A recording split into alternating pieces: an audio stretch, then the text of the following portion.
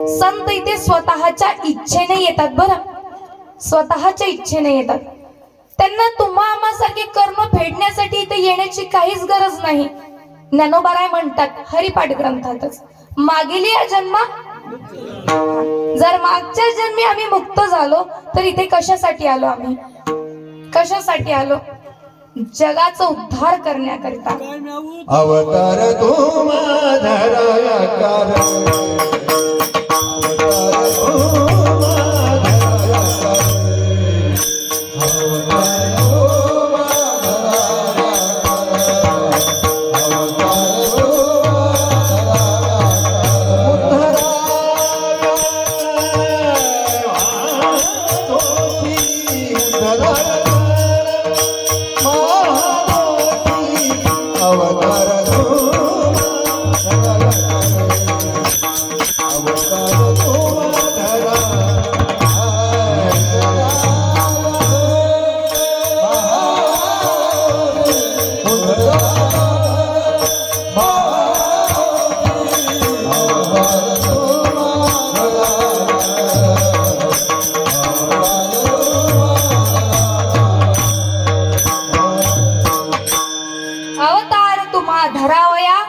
कारण उद्धाराय जन जड जीवा. जड जीवांचा उद्धार करण्यासाठी इथे संत अवताराला येतात. स्वतःच्या इच्छेने येतात, ते स्वतःच्या इच्छेने येतात. त्यांना कोणी बळजबरी करत नाही. कारण या जनसामान्याचं उद्धार करण्याकरिता त्यांना तळमळ असल्याविनाच ते येत असतील का हो? सांगा बरं. आपल्या विषयीची त्यांच्या अंतःकरणामुळे भरपूर तळमळ असल्या कारणामुळे संत इथे अवताराला येतात. ब्रह्ममूर्ती संत जगी अवतरले, उद्धाराया आले. दीनजन आले असा शब्द वापरलेला आहे. आले याचा अर्थ असा आहे, त्यांच्या स्वतःच्या इच्छेने ते आले, नाईलाजाने आले असं नाही. स्वतःच्या इच्छेने अवतार घेतात ते असे संत आहे. असाच उच्च कोटीचे संत कैवल्य साम्राज्य चक्रवर्ती विश्वमाऊली ज्ञानोबाराय, नाथराय, सोपानदेव आणि मुक्ताबाई यांनी या पृथ्वी तलावर अवतार धारण केला. नमो ज्ञानेश्वरा, नमो ज्ञानेश्वरा,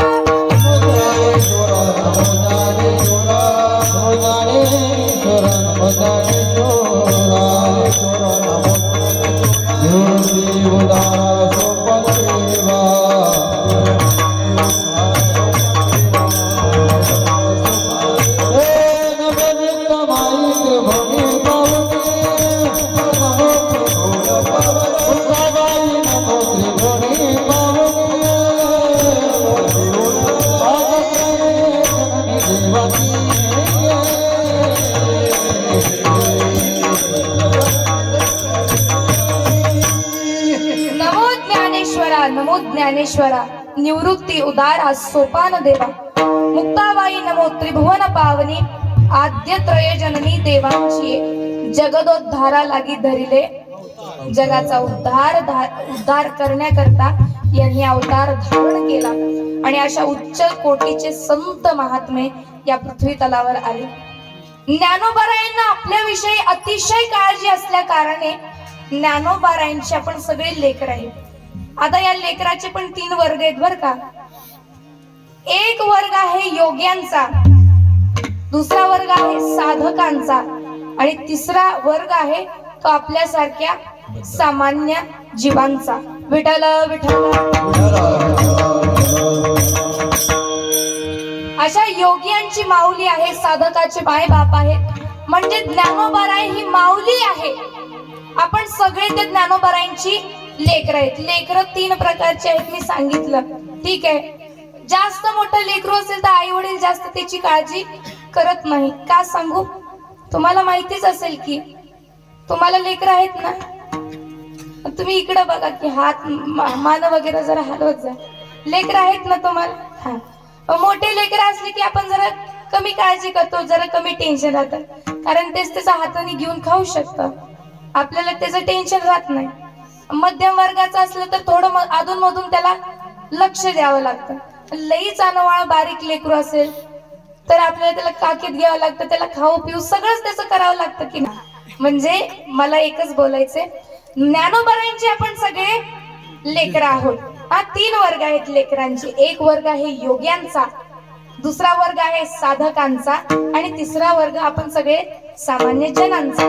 माऊलींनी प्रत्येकासाठी सोय करून ठेवलेली आहे, प्रत्येकासाठी. कारण की लेकरांनी चांगलं काय तेच खावं असं आईला वाटतं की नाही, बरोबर आहे की नाही. आपण जरी म्हणलं आई मला मॅगी खायची, पण आई काय करते, नाही नाही ते चपाती भाकर का चांगली असते ते शरीरासाठी. आई ओरडते का नाही, काळजी आहे म्हणून ओरडते, आहे की नाही. तसं माऊलींना आपल्या लेकरांनी काय ग्रहण करावं ह्याची चिंता आहे. म्हणून ज्ञानोबारायांनी मोठ्या ग्रंथांची निर्मिती केली. प्रत्येक जीवाला ज्ञानाची गरज आहे, पण त्या ज्ञानाला कशा पद्धतीने त्या लेकरांपर्यंत पोहोचवावं, ज्ञानोबारायांशिवाय दुसऱ्या कोणाला सुंदर हातवटीच नाही. ज्ञानोबारायांना प्रत्येकाचा अधिकार कळतो. ज्या प्रकारे त्या लेकराला कळेल त्या प्रकारे ती त्या लेकराला देण्याचा आणि भरवण्याचा प्रयत्न करते. मोठं लेकरू असेल तर तेच त्यानं ताट घेऊन खाईल, मध्यम असेल तर त्याला ताट करून देईल पण त्याच्या हाताने खाईल. पण लहान लेकरू असेल तर ती एक घास किंवा एखादी चपाती डायरेक्ट तोंडात कोंबत नाही, त्याचे छोटे छोटे तुकडे करते, हो ना. मग लेकराच्या तोंडात घालते, घास भरवते, मग त्या लेकराचं पोट भरतं. तसंच ज्ञानोबारायांना प्रत्येक लेकराची काळजी, पण ती पोट भरलं की नाही याची काळजी मात्र घेत असते माऊली, लक्ष ठेवत असते. बरोबर आहे की नाही माता माऊलीनं, बरोबर आहे की नाही. चुकतंय का माझं?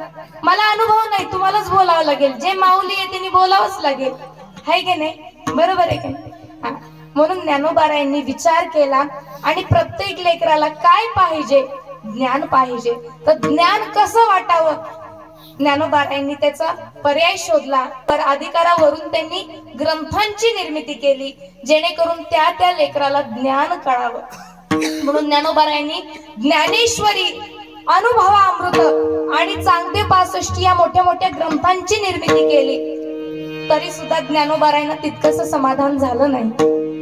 कारण ज्ञानेश्वरी ग्रंथाचे अधिकारी उच्च दर्जाचे आहेत, जे साधक आहेत तेच या ग्रंथाचे अधिकारी आहेत. जो अंतरंग वृत्तीचा आहे त्यालाच हे ज्ञान कळू शकतं. अहो अध्यात्मशास्त्रीय अंतरंगची अधिकारी, जो इंद्रियांच्या मागे सैराट मोकाट फिरणार आहे त्याला हे ज्ञान ग्रहण होऊ शकत नाही. ज्ञानेश्वरीचे अधिकारी सगळे नाही.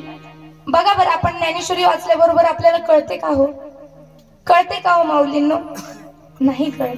कारण त्याचे अधिकारी, प्रत्येक ग्रंथाचा अधिकारी असतो. आता ते शास्त्राप्रमाणे भरपूर खोल आहे, आपण थोडक्यात समजून घेऊया. ज्ञानेश्वरी ग्रंथाचे अधिकारी हे उच्च दर्जाचे आहेत.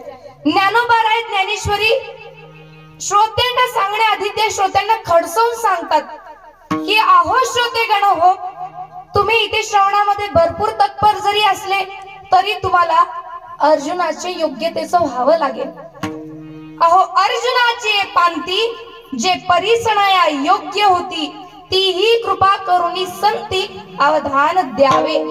अर्जुनाच्या योग्यतेचं आपल्याला व्हावं लागेल आणि मगच तुम्हाला हे ज्ञान ग्रहण करता येईल.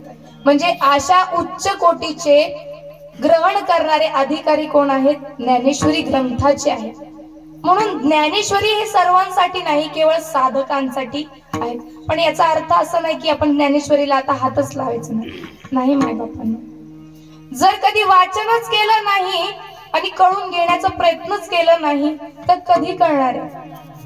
वेदांत आपल्याला कळत नाही, लगेच चटकन कळत नाही, त्याला श्रवणासाठी बारकावा असावा लागतो.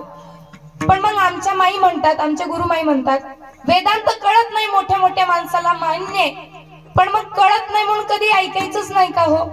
हा, जर ऐकल्यावरही कळत नसेल तर न ऐकल्यावर कधी कळणार आहे मला सांग? मग आपल्याला कधी ज्ञान करून घ्यायचं नाही का? ज्ञानाचा अधिकारी व्हायचंय की नाही? आज नाही तर उद्या, या जन्मी नाही तर पुढच्या जन्मी आम्ही श्रवणाच्याच मार्फत मोक्षापर्यंत गाठू शकतो. एवढेच एक पायऱ्या आहे, श्रवणाच्या पलीकडे दुसरं साधनच नाहीये. ज्ञान ग्रहण करायचं तर श्रवणाशिवाय पर्यायच नाही आपल्याला. किती पळून बघा, कितीही पळून बघा. म्हणून ज्ञानेश्वरी जरी कळत नसेल ना, माझी तुम्हाला विनंती आहे, मी लहान आहे तुमच्यापेक्षा, विनंती आहे माझी, ज्ञानेश्वरी कळत नसेल तरी पण ज्ञानोबारायांच्या ज्ञानेश्वरीमध्ये बोट फिरवावं. ज्याला वाचता येत नसेल त्यांनी फक्त बोट तरी फिरवावं. गुरुवर्य चैतन्य महाराज म्हणतात, त्यांचे शब्द आहेत, जर आपण ज्ञानेश्वरीच्या ग्रंथावर बोट फिरवायला लागलो आणि त्या बोट फिरवण्याची का एकदा आपल्याला सवय लागली ना, ज्ञानोबाराय आपलं कधीच बोट सोडत नाही. वाचावी ज्ञानेश्वरी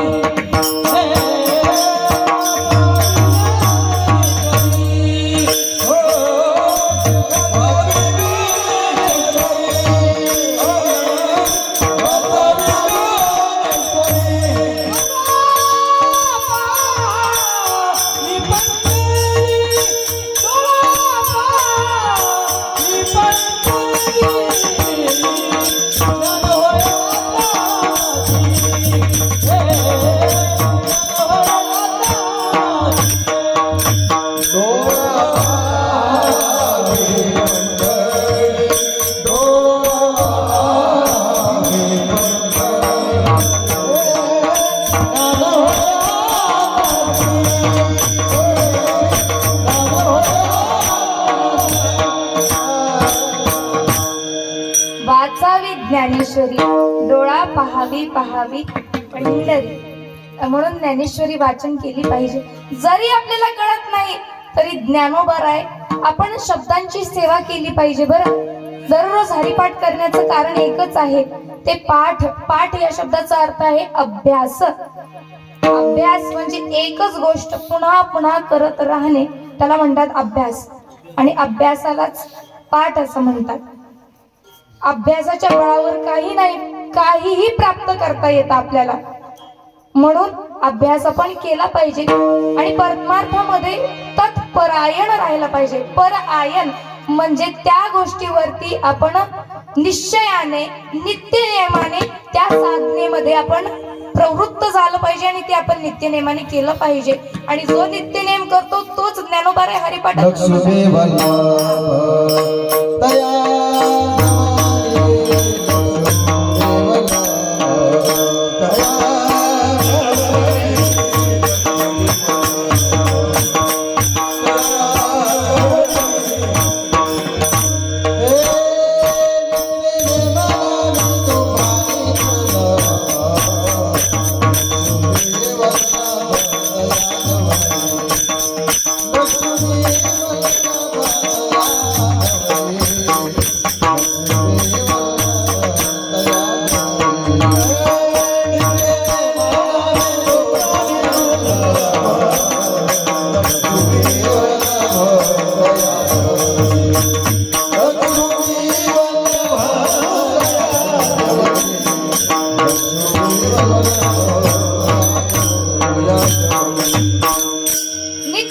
नामी ते प्राणी दुर्लभ, लक्ष्मी वल्लभ तया जवळी. नित्यनेम करणारा हा दुर्लभ आहे.